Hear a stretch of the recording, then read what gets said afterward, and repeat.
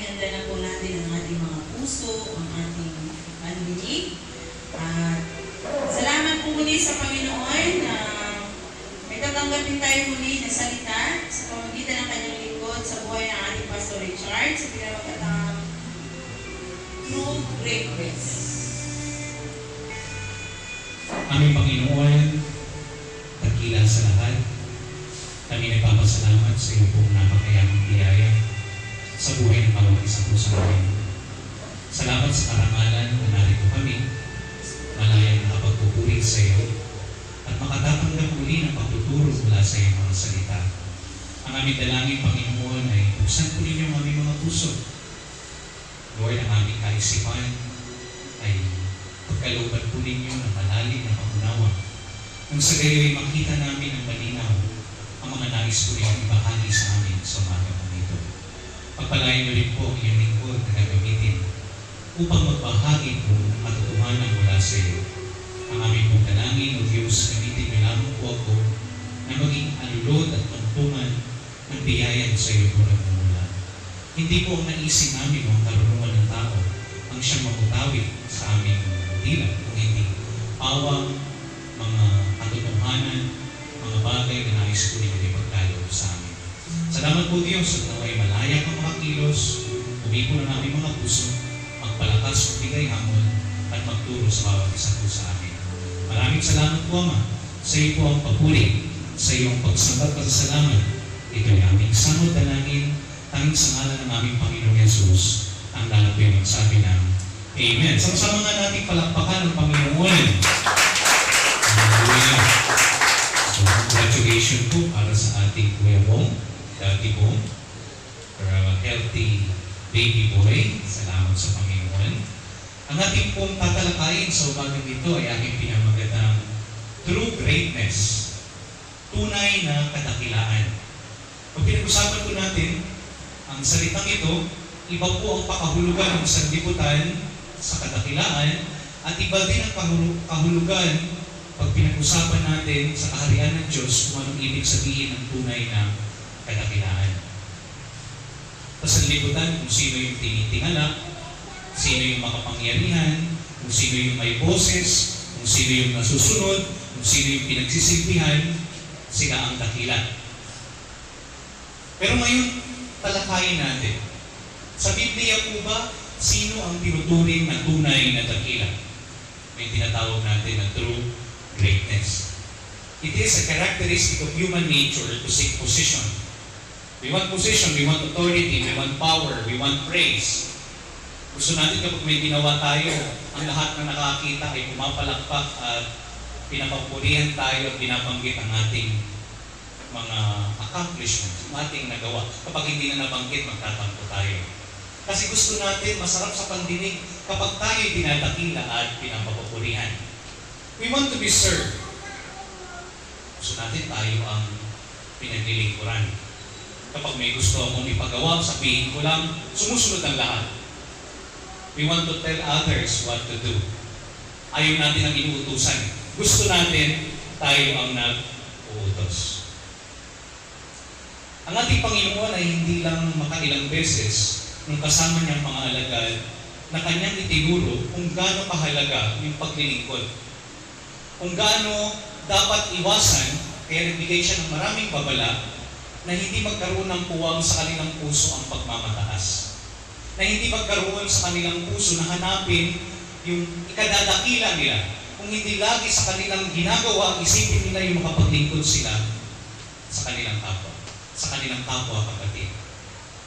Subalit, dumadating pa rin, katulad natin, maging ang mga alagad man, ay hindi sila nakaligtas doon sa tukso na sila man ay maghangad ng pansariling kadakilaan. Kahit palaging pinapaalala sa kanila ng Panginoon, dumating sa pagkakataon na nalimutan nila.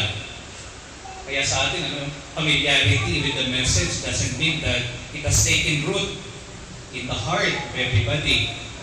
Hindi ibig sabihin, palagi tayo nakakapakinig. Yung napakinggan natin ay nagkakaroon ng ugat sa ating mga puso. Yung iba pumapasok dito, lumalabas sa kabila. Iba kasi yung nakikinig tayo, yung napakinggan nating katotohanan mula sa salita ng Diyos ay tumatangim at tumitimo sa ating puso. Ang mga alagad, maraming beses, nagbigay babala ang Panginoon patungkol sa panganib ng pagmamataas at paghahanap ng kanilang kadadakila. Subalit nalimutan nila yun. Sa ating talata, halimbawa na si Juan at si Santiago, mga kapatid. At muli itinuro sa kanila ng Panginoon. Gusto niyo maging dakila? Ito ang tunay na kadakilaan. So the question for us this morning is this: how does Jesus redefines greatness? Paano binigyang pakahulugan muli ng ating Panginoon ang tunay na kadakilaan? Una, para sa ating Panginoon, ang tunay na kadakilaan, greatness of humility.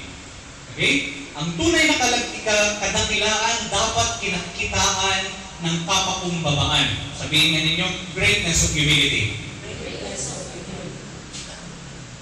Ulitin ko po ang tunay na kadakilaan dapat kinakitaan ng kapakumbabaan. The bottom line in the scripture, if you will read your Bible, God hates pride and He honors humility. Galit ang Diyos sa anumang uri ng pagmamataas. Subalit doon sa marunong magpakumbaba, nakakatanggap sila ng parangal mula sa Diyos. In Proverbs chapter 16 verse 5, Kawikaan 16:5, ganito pong pagkakasabi, kinamumuhian ni Yahweh ang lahat ng mayabang at walang pagsalang sila'y parurusahan. Kawikaan 15:33, ang kababaan ay nagbubunga ng karangalan. Nakita niyo yung pagkukumpara? Sabi doon sa ating talatang binasa, kapag ikaw daw ay mayabang, walang pagsalang, ikaw'y parurusahan ng Diyos. Subalit kung ikaw ay kaakitaan ng kababaan ng puso, yan daw ay magbubunga ng karangalan. So, kayabangan, parusa. Kababaan, parangal. Kaya nga sabi sa Mateo 22:12, ano sabi doon? Ang nagpapakataas ay ibababa at ang nagpapakababa ay itataas. So ang usapan sa Biblia, hindi kung sino yung tinitingala. Hindi kung sino ang pinaglilingkuran. Hindi kung sino ang sikat. Ang pinag-uusapan sa Biblia, yung mga taong nagpapakita ng tunay na kababaan ng puso. So ang usapan sa Biblia, hindi pataasan kung hindi kababaan. Pag tinataas natin ang ating sarili, tayo ito ibababa ng Panginoon. Subalit kung tayo nagpapakababa, mararanasan ninyo kung paano kayo itataas ng Diyos. So in the New Testament, we are told to put on humility. To be clothed with humility. To walk in humility. Kung tayo ay magsusuot, hindi daw marangyang kasuotan. Branded, mamahaling kasuotan. Kung meron man tayong dapat isuot, ang isinusuot natin yung kasuotan ng kababaan. Kaya niyo bang magsuot ng kasuotan ito? Tayo ay minsan masyadong mitikuloso sa mga isinusuot natin. Bagay kaya sa akin ang kulay, diba? Komportable ba ako sa aking isinusuot? Pero alam niyo ba ang pinakamahalaga sa lahat? Kung meron man kayong hindi dapat kaligtaan, bago kayo lumabas sa inyong tahanan o nasa loob man kayo ng inyong tahanan, yung isuot ninyo, yung kasuotan ng kababaan. Pag pinag-aralan niyo lahat ng uri ng tukso, ang pinag-uugatan niyan palagi, yung tinatawag natin na self-gratification. Lahat ng tukso, ang pinag-uugatan, yung pagnanais natin na maibigay yung layaw o ninanais ng ating sarili. Pag-aralan niyo yung mga tukso. It appeals then to our personal fulfillment, to your personal satisfaction, to your personal desire. Kung si Satanas magbibitaw ng mga palasok ng tukso, alam niya kung saan tayo babagsak. Lahat ng may kinalaman sa ating sarili. Babagsak tayo sa mga tukso sapagkat mas hinahangad natin na ibigay yung kagustuhan ng ating pansariling hangarin. Lahat ng tukso, Isipin ninyo na lahat mga tukso na yan. Palagi may kinalaman ang ating sarili. Ayaw nating masaktan, o kaya gusto nating masiyahan. So ang gusto natin palagi maibigay yung gusto ng ating pansariling kapakanan. Kaya doon, pagtingnan ninyo, sapagkat ang sarili na ang mahalaga, hindi mo maiwasan, you will express your own pride and self-love.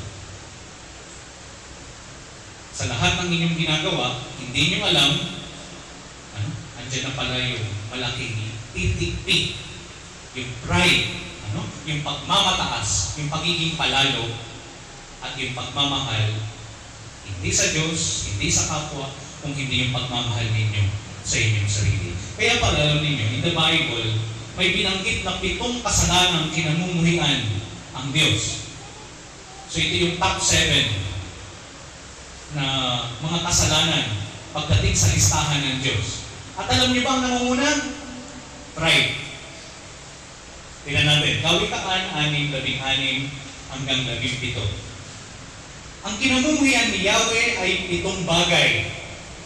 Mga bagay na kanyang kinasusuklaman. Look at the word, kinamumuhian, kinasusuklaman. Verse 17. Number 1, kapalalo. So kung meron mang pangunahing kasalanang kinamumuhian at kinasusuklaman ng Diyos, yun yung pagmamataas, yun yung kayabangan, yun yung kapalaluan. Alam niyo, dahil sa kasalanan na nagkaroon ng puwang sa puso ng tao, man has been proud, self-centered, self-promoting, self-exalting. Gusto niya palagi siyang itataas, siyang napag-uusapan, palagi nakasentro yung kanyang sarili. Then yung malalaman na yung pride ay nagkakaroon na ng ugat sa inyong puso. Kung palagi ang iniisip nyo na lang yung sarili ninyo at nalilimutan ninyo ng isipin ang kapakanan ng iba. Kaya siguro, even the disciples, hindi nakaligtas sa ganitong uri ng puso, sa ganitong uri ng kasalanan. That's why the Lord is having very difficult time getting the lesson across to these disciples. Kailangan pa niyang magbigay ng mga malalalim na aral upang tumatak lang sa kanilang puso kung anong ibig sabihin ng kababaan. To the point na releasan na lamang ang Panginoon, ganun pa rin yung kanyang pagtuturo. Naalala ninyo? Hinugasan niya ang paanan ng kanyang mga alagad. Hindi ang mga alagad ang naghugas sa paanan ni Jesus. Siya na mismo ang gumawa ng magandang halimbawa na dapat nilang tularan. Dito dapat ang gawin ninyo. Kung paano po hinugasan ng inyong paa, hugasan ninyo ang paanan din ng inyong mga kapatid. Kaya nung dumating yung pagkakataon, alam natin, ang mga disipulo, they are commoners naman Hindi naman sila mga sikat na tao. Sila ay tinawag ng Panginoon, yung iba sa kanila, mangingisda, yung iba sa kanila hindi naman mga maalwan ang buhay. Naranasan nila all their lives, they're the one serving. Sila ang naglilingkod. Sila ang nagpapagal para sa kapakanan ng iba. Kaya nung dumating yung pagkakataon na baka pwede naman kami naman ang paglingkuran, sinamantala na nila yun. Lalo na binabanggit ni Jesus na siya ay hari, na siya ay merong kaharian. Kung merong hari, merong kaharian, merong masusunod, merong paglilingkuran, gusto namin mapadikit doon. Nang sa gayon, dumating yung pagkakataon, maranasan din naman namin kung paano ang paglingkuran. So, they started to promote themselves. Gusto nila maitaas ang kanilang sarili. Remember, self-promotion works in the kingdom of men. Dito sa kaharian sa lupa, ang pangunahin na naisin ng mga tao ay itangkal ang kanilang sarili. Self-promotion. But self-denial works in the kingdom of God. Nakita niyo yung contrast? Self-promotion in the kingdom of men, but self-denial works in the kingdom of God. Tingnan natin yung ating pala. 35 to 37. Basahin natin. Lumapit kay Jesus sina Santiago at Juan at mga anak ni Zebedeo. Ang sabi, Guro, may hilingin po sana kami sa inyo. Nagbo muna tayo ha. Naalala ninyo, tumatak sa kanilang isipan yung turo ng Panginoon. Hilingin ninyo ang inyong naisip at ipagkakaloob sa inyo. Sabi nila, ito na. Sabi ng Panginoon, biling daw kami at ipagkakaloob sa amin. Samantalhin natin ito. Pinaalala nila yung word. Diba, Panginoon, sabi niyo, biling kami at ipagkakaloob sa amin. Sabi nila, Guro, may hilingin po sana kami. Verse 36. Sumagot ang Panginoon. Ano yun?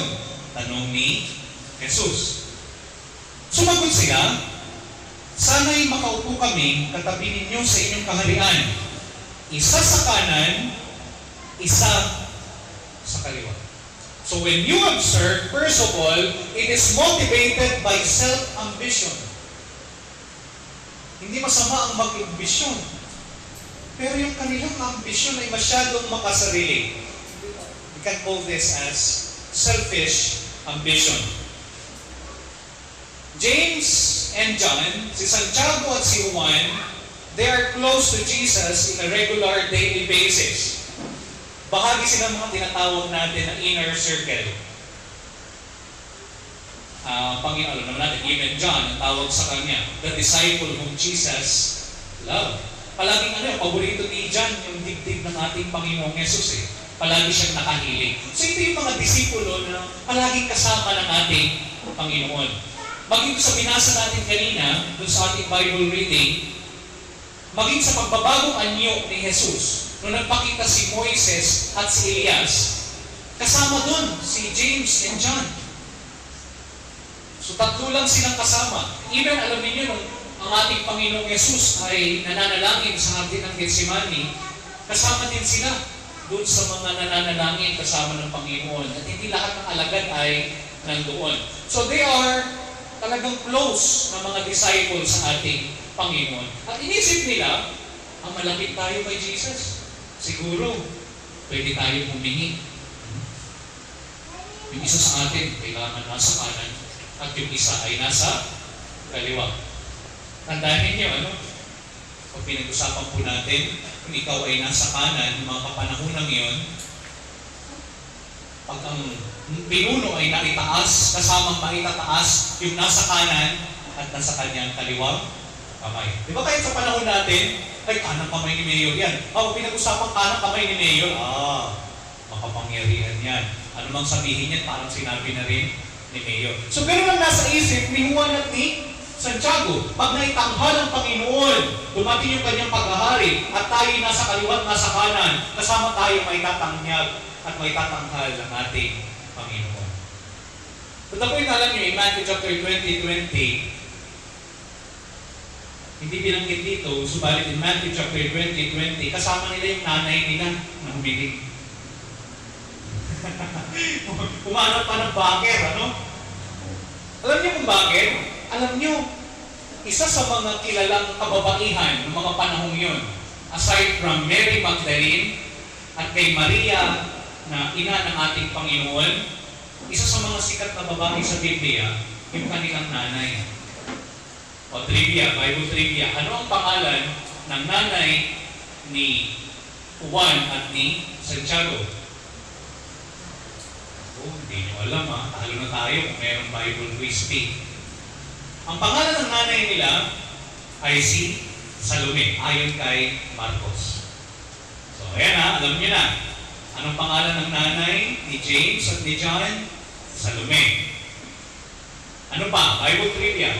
Alam niyo ba, according to John, si Salome o ang nanay ni Juan at ni Santiago ay kapatid din ni Maria. So kung tutusin, kung titignan niyo yung relasyon, magpinsang buo. So hindi lang magpinsan, sinama pa si auntie. Siguro naman kung tatlo tayo, pinsan, si auntie, hindi na tayo matatanggi ang insan Jesus. Nakita niyo yung politika sa pamilya? Parang sa panahon natin, malapit tayo kay Kapitan Tiago. Itsuhin niya ni Mayora eh. Pag yan humingi kay Mayora, hindi tayo matatanggihan. Di ba palagi tayong lumalapit doon sa mga kamag-anak? Kasi iniisip natin, kapag yung kamag-anak ang humingi ng pabor, hindi sila pwedeng tanggihan. So basahin nyo, as you read your Bible, tingnan ninyo yung politika, maging sa loob ng pamilya. So hindi lang ito basta personal na ambisyon. It is also a family ambition.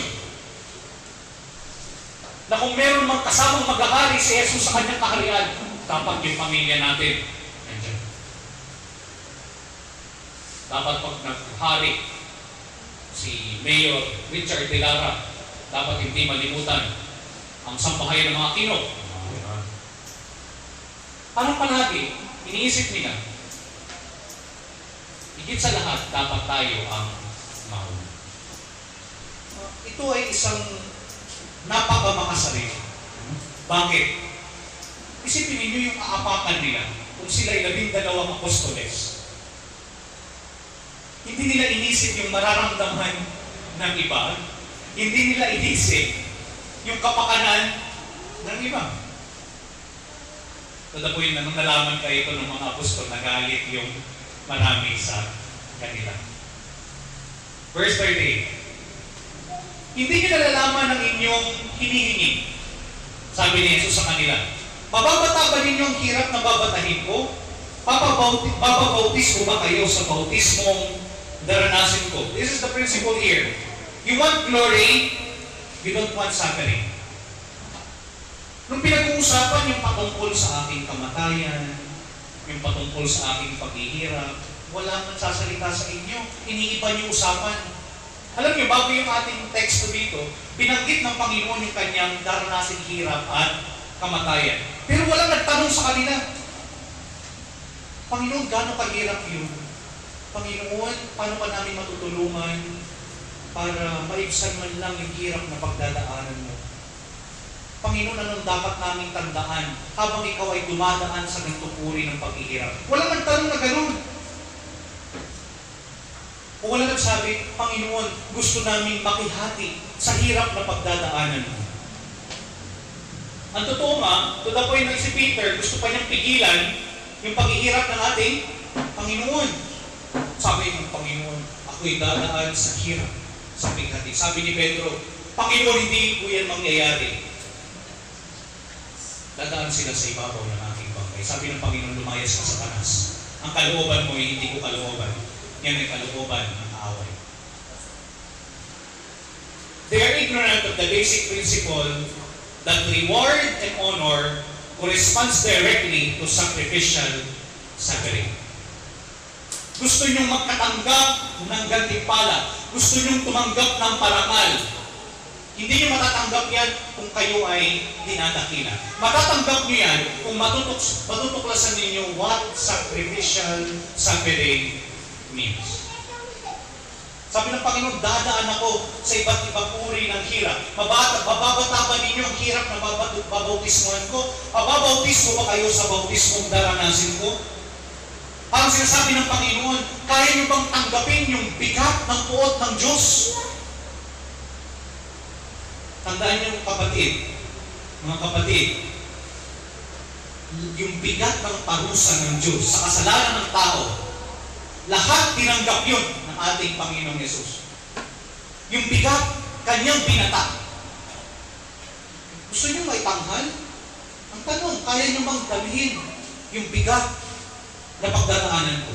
Yung hirap na pagdadaanan ko? Yung puot na pagbabayaran ko? Dahil sa inyong mga sala. Tingnan niyo yung sagot nila, 39. Opo, tugon nila. Sinabi ni Jesus, ang hirap na babatahin ko ay babatahin na ninyo at kayo ay babautismuhan sa bautismong daranasin ko. This is a prophecy. Nagpauna na ang Panginoon na tunay nga itong mga alagad na to ay mga magiging martir. James martyrdom, according to tradition, si Santiago lang naman ay pinugutan ng ulo. Martus, Martures, witness, mga naging tunay na saksi sila. Kasi sa kanilang pagiging saksi ni Jesus, umantong yun sa kanilang sariling kamatayan. So Santiago tandaan nyo, pinuputan lang naman ng ulo. Si Juan, yung kanyang kamatayan, medyo hindi mabilisan. It is slow, agonizing, disappointing death. Why? Kasi si Apostol Juan ay pinatapon sa isla ng Patmos. Dahil sa kanyang pananampalataya, siya ay nakulong. At doon na siya inabutan ng kamatayan. So, pinauna ng Panginoon yung bautismong pagdadaanan ko, pagdadaanan din ninyo. Verse 40, pero itong dapat yung tandaan. Ngunit wala sa akin ang pagpapasya kung sino ang maupo sa aking kanan at sa aking kaliwa.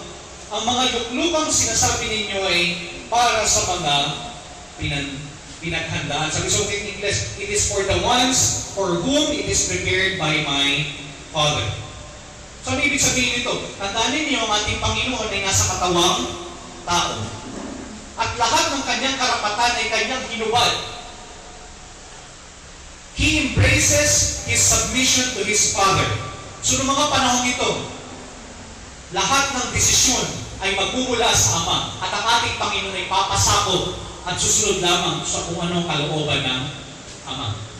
Sa ibang mga talata nga ng Biblia, sabi niya, maging ang aking pagbabalik ay tanging Ama lamang ang nakakaalam. Hindi yun alam ng mga anghel, maging ng anak. Bakit? Kasi noong mga panahon yun, siya nasa katawang tao. So maging pagdidesisyon, sabi ng Panginoon, kung sino umupo sa aking kanan at sa aking kaliwa, ang Ama lamang ang siyang makapagdidesisyon yun ngayon. Sapagkat isinuko ko ng karapatang yun nung ako'y nagkatawang. Pangalawa, anong tunay na kadakilaan? Greatness of service. Gusto niyo maging dakila, bukod sa kapakumbabaan, dapat matuto kayong maglingkod. Verse 42. Kaya pinalapit sila ni Jesus at sinabi, alam ninyo na ang mga tinuturing na pinuno ng mga hintil ay siyang pinapanginoon at ang mga dinadakila ay siyang nasusunod. Sabi ng Panginoon, tingnan ninyo, basahin ninyo yung kapaligiran natin. Basahin ninyo si Pilato. Basahin ninyo si Cesar. Basahin ninyo si Herodes. Kapag sila ang pinuno, sila ang pinapanginoon. Sila ang dinadakila. Ganyan ang dakila pag pinag-uusapan ang mundo ito. Pero huwag kayong tumulad sa kanila. Yan ang sabi ng Panginoon. Ang pinuno ng mga hintil, ang siyang pinapanginoon. In Greek, it is katakoreo. Ano ibig sabihin ng katakoreo? Ang ibig sabihin ng mga pinuno sa mundong ito, they are arrogant, they are self-exalting, they are dictatorial, they are domineering. Kung anong sinasabi nila, yun ang nasusunod. Yung mga pinuno dito sa mundo, mga diktador. Yung mga pinuno dito sa mundo, gusto sila ang pinagsisilbihan. Kaya kung merong pinuno sa bayan natin, ano na nakikita ninyo? Sila yung naglilingkod. Kahit pag nawala sila, makikita niyo yung yung pagkilala pa rin ng tao. Sino yung sa history natin na pinarangalan nung sila ay nawala? Kung pinag-usapan si Cory Aquino, punong-puno Kasi yung kanyang paglilingkod, nakita naman natin yung kanyang kasimplihan at paglilingkod na pinagkaloob niya sa mga tao. At nakita ng mga tao yun. Si Secretary Jesse Robredo, yung kanyang kamatayan, Pero subukan niyo mamatay yung mga kurap at mga makasarili. Yung naglulog sa pamilya lang. At yung mga nakinabang nung sila'y nakaupo sa pwesto. Kasi ang tao marunong yan, bumasa. So, katakoreo. Sabi doon, at ang mga dinadakila ang siyang nasusunod. Okay, medyo nawala yung ating PowerPoint. Sundan niyo na lang ako. Open your Bible. Sa Griego, it is hoi megaloi. Ang ibig sabihin, ang tinitingala sa ating mundo, yung mga kilala, big shots, the great men, yung mga taong dinadakila. Pero hindi yan ang usapan sa kaharian ng Diyos. Sabi niya sa verse 43, ngunit hindi ganyan ang dapat na umiral sa inyo. Okay, you have your Bible with me? Please open. Verse 43. Hindi ganyan dapat ang umiral sa inyo. Sa halip, ang sino man sa inyo na ibig maging dakila ay dapat maging lingkod. So greatness of service. Gusto nyo maging dakila sa kaharian ng Diyos, dapat kayong maging lingkod. Sa wikang Griego, that is diakonos. Doon ang galing yung salitang dikon. Gusto nyo maging dakila, dapat maging dikon kayo. Pero sa panahon natin, pag pinag-usapan yung dikon, imbes na silang naglilingkod, gusto nila silang kasusunod at pinaglilingkuran. Diba sa maraming mga simbahan, isa yan sa pinag-aawayang pwesto, yung pagiging diakono. Kasi sila yung gagawa ng mga pulisiya sa loob ng simbahan. Kapag may gusto si pastor at tumanggi sila, mas nasusunod sila. Dapat palagi silang may boses. Yun ang sa panahon natin, pag pinag-usapan yung mga board of deacons. Pero nawala na yung tunay na kahulugan ng ibig sabihin ng diakono. Ang ibig sabihin ng diakono ay mga lingkod. Diakonos means waiter. Ano yung waiter? Sa halimbawa, sa isang kainan, may kumakain. Yung mga waiter, yung mga diakono, sila yung naghihintay. Sila yung nagsisilbi.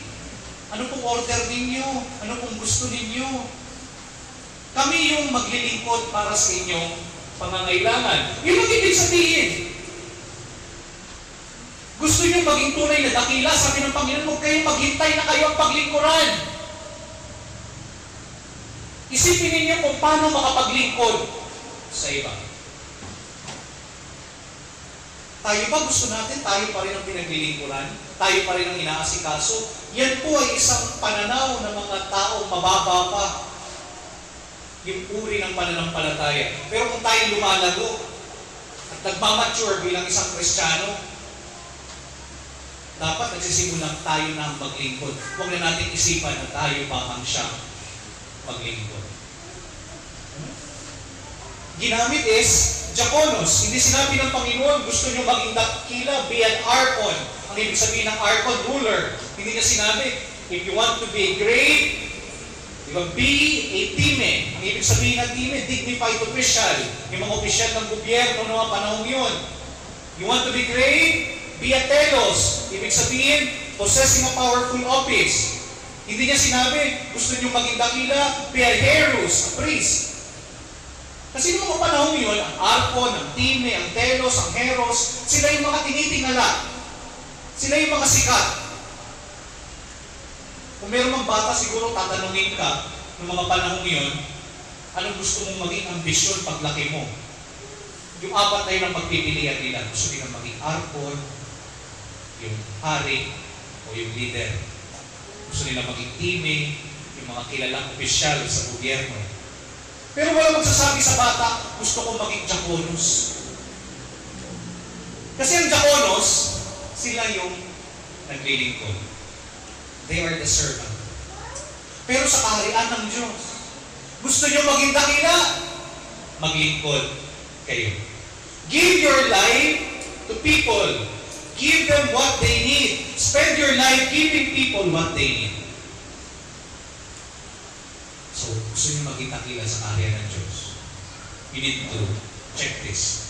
Greatness of service. Pangatlo, gusto nyo maging dakila sa kaharian ng Diyos? Let's talk about greatness of slavery. 44.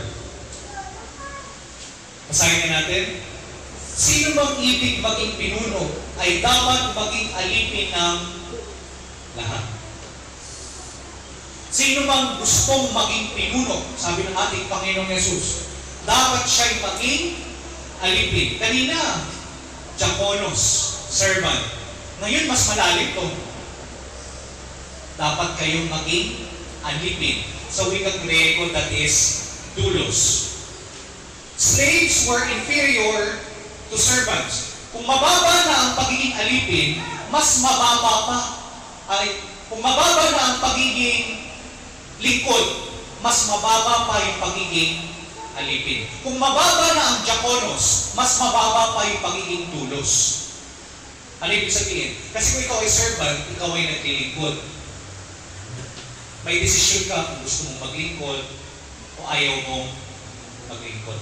Pero yung doulos, wala na silang choice. Kasi yung sarili nila, hindi nila pag-aari. Meron silang pinapanginoon. So yung master nila, kung anong sabihin, yun ang kanilang susundin. Wala silang kakayanang pagdesisyon sa kanilang sarili. That is doulos. Sabi nga ni Pastor Roach, di ba? To the point na gusto mo na magpakamatay, hindi ka pwedeng magpakamatay. Pag doulos ka, alipin ka, gusto mo magpakamatay, sasabihin mo muna sa amo mo, Master, pwede ba ako magpakamatay? Pag sinabi ng Master, hindi pwede.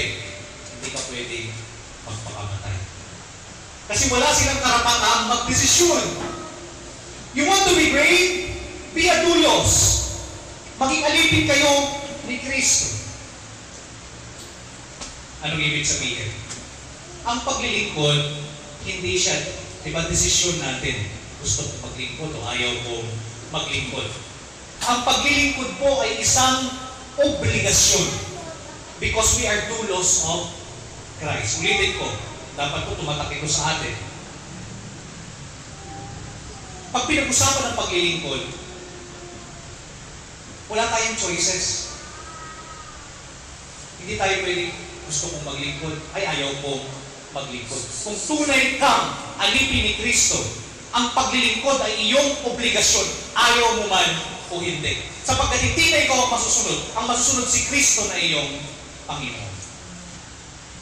Pag sinabi ni Jesus, maglingkod ka, dapat maglilingkod tayo. At kung maging ating Panginoon, nung siya'y pumarito, hindi siya pumarito para paglingkuran. Kung si Jesus, nung pumarito, hindi pinaglingkuran, sino tayo para paglingkuran? Kung si Jesus naglingkod, kung tinatawag natin tayo mga alagad ni Kristo, dapat matutunan din natin kung paano ang maglingkod. 45. Sapagkat ang anak ng tao ay naparito, hindi upang paglingkuran, kung hindi upang maglingkod, at ibigay ang kanyang buhay sa ikatutubos ng marami. Si Jesus na mismo, napakagandang halimbawa kung anong ibig sabihin ng pagiging alipin. Sabi niya, ako man pumarito, hindi bilang Panginoon, kung hindi bilang isang lingkod, bilang isang alipin. Malinaw ito eh, Philippians chapter 2, verse 3 hanggang 8. Philippians 2, 3 to 8. Dito tayo magtatapos. Samahan ko ninyo kung basahin ito. Philippians 2, 3 to 8. Sabay-sabay po natin basahin. Dahil sa hangal ninyong matanyag, pagkos at huwag ninyong ipalagay, sinan nyo yung word huwag ninyong hangarin ang maging tanyag, pagkos, magpakababa kayo. Verse 4.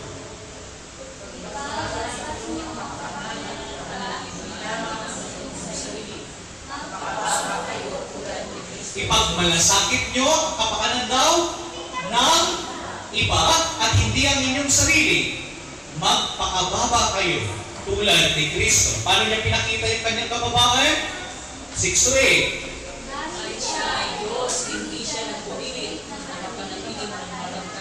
Sa halip ay kusa niyang pinitawan ang karapang ito at siya'y nabuhay bilang isang alipin. Pinanganak siyang tulad ng isang karaniwang tao. Verse 8. Hanggang kamatayan. Oo, hanggang kamatayan. Siya'y nagpakababa. Siya'y naging masunurin hanggang kamatayan. Kamatayan sa krus. That is our Lord. And that is the principle He wants to impart to us. The greater the sacrifice, the more the glory. The greater the sacrifice, the more the glory, that the greatest sacrifice gets the greatest glory. That's Christ. That's the model. That's the pattern. Ano sabi ko sa verse 45? He gave His life as a ransom. Binigay niya ang kanyang buhay bilang pagtubos sa ating mga sala. Si pinipot ng Diyos na dapat sa atin isasampal, sa atin ibibigay, binayaran yun eh. Yung word is ransom. Tinubos tayo ng Panginoon. Siya yung naging kapalit.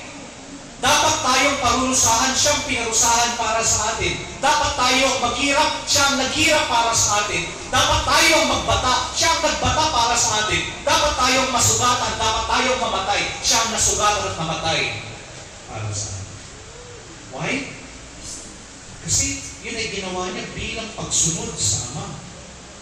Bilang pagbibigay halimbawa kung anong ibig sabihin ng kababaan, anong ibig sabihin ng paglilingkod, anong ibig sabihin ng pagiging alipin. Mga kapatid, ito ang dapat nating tuklasin. Balik ko kanina, gusto niyong maging dakila? Dapat huwag nating harang-hangarin yung maging dakila sa mundo ito. Kung magiging dakila man tayo, maging dakila tayo sa mata ng ating Ama. Maging dakila tayo doon sa kanyang kaharian. And the path to the glory in God's kingdom is through humble sacrifice. Dapat makita yung kababaan. Seeing yourself as a servant and a slave. Dapat makita ninyo ang inyong sarili bilang lingkod at bilang isang alipin. Your model is Christ, and He was lifted up and exalted by His Father and given a name above every name. Why? Because He lived a life of sacrifice. He lived a life of service. He lived a life of humility. Pag pinag-usapan yung paglilingkod, pag pinag-usapan ng pagiging alipin, alam yun ni Kristo. Kaya naman, dahil sa kanyang ginawa, siya itinanghal ng Panginoon. Hayaan ninyong ipakita rin natin ito. Makita ito sa ating buhay. At alam ninyo, darating ang panahon, mararanasan ninyo kung paano kayo itanghal ng Diyos. Huwag niyong hangarin na ito'y itanghal ng tao. Pag tinanghal tayo ng tao, ilang panahon lang mawawala yan, malilimutan tayo. Pero pag ang Diyos ang nagtanghal sa inyo, yun ang pinakamasarap na pagkakataon. Yung maranasan natin na tayo tanghal ng Panginoon. Yung itanghal ka to the highest level by God. Hindi ng tao. So mga kapatid, huwag natin kalimutan yung tatlong bagay na ito. Dakila sa kaharian ng Diyos, dapat nagpapakita ng ganito. The greatness of humility, the greatness of service, and the greatness of slavery. Let us all pray. Panginoon, kami po ay nagpapasalamat sa iyo muli sa napakagandang mensahe pinagkaloob po ninyo sa amin. Salamat sa paalala o Diyos. Minsan sa aming pansariling kapakanan, pansariling ambisyon, makasariling pagdanais ay hinahangad namin na makatanggap ng parangal, pagdakila sa iba, lagi kaming maitaas, makilala, ang maranasan na kaming paglingkuran at laging masunod. Ito po yung hinahangad ng aming makalamang pagnanais. Subalit Panginoon, tinuro niyo po sa amin kung anong kahulugan ng tunay na pagiging dakila sa inyong kaharian. Ito po yung makakitaan kami ng kababaan, yung matuto kaming maglingkod at maging alipin ninyo sa lahat ng pagkakataon. Dakilang Diyos ng mga katotohanan ito ay hindi lamang namin basta mapakinggan. Pagkus ito po ay magkaroon ng malalim na pagtimo sa aming mga puso. Sa aming pang-araw-araw na buhay bilang mananampalataya, ay may pakita po namin sa aming kapwa yung halimbawa ang itinuro ninyo pagdating sa kapakumbabaan, pagdating sa paglilingkod, maging sa pagiging alipin ni Kristo. Salamat po, Ama, sa iyong kabutihan. Salamat Banal na Espiritu sa inyong pagbubukas sa aming kaisipan. Salamat sa Panginoon sa inyong paghipo ng aming mga puso. At Ama, ang pinakamataas na pagpupuri, ang sambat salamat ay sa iyo lamang namin pinapalik sa ngalan ng aming Panginoon ang lahat ay magsabi na Amen. Palakpakan po natin ang Panginoon.